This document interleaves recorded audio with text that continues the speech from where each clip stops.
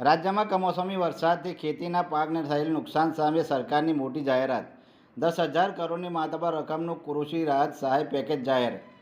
મગફળી, સોયાબીન, મગ અને અડદની ટેકાના ભાવે ખરીદી કરવામાં આવશે.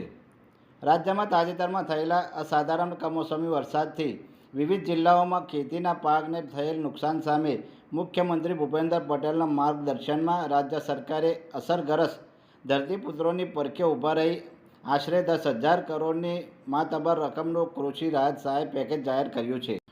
આ ઉપરાંત રાજ્ય સરકાર દ્વારા આગામી 9 નવેમ્બરથી આશરે 15,000 કરોડથી વધુના મૂલ્યની મગફળી, સોયાબીન, મગ અને અડદની ટેકાના ભાવે ખરીદી પણ કરવામાં આવશે.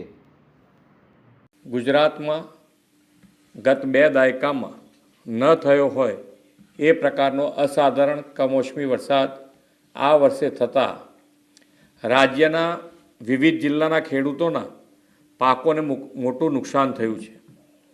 આ સંદર્ભે મેં તથા મારા સાથી મંત્રીઓએ જુદા જુદા જિલ્લાઓમાં જઈને અસરગ્રસ્ત ખેડૂતોની સાથે પ્રત્યક્ષ વાતચીત કરીને તેમની સ્થિતિ જાણી હતી.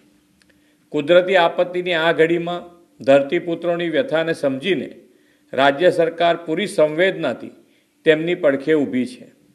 રાજ્યભરના ખેડૂતોના પાકને થયેલા વ્યાપક નુકસાન સામે તેમની લાગણીઓને ધ્યાને રાખીને રાજ્ય સરકાર દ્વારા ધરતીપુત્રો માટે રૂપિયા આશરે 10,000 કરોડના રાહત સહાય પેકેજની જાહેરાત કરું છું.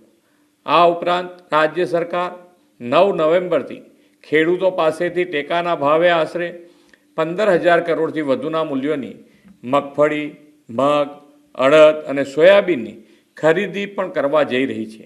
અન્નદાતાઓની આર્થિક સુખાકારીની ચિંતા પોતાના માથે લઈને રાજ્ય સરકાર તેમની સહાયતા માટે હંમેશા પ્રતિબદ્ધ હતી, છે અને રહેશે તેવો વિશ્વાસ આપું છું.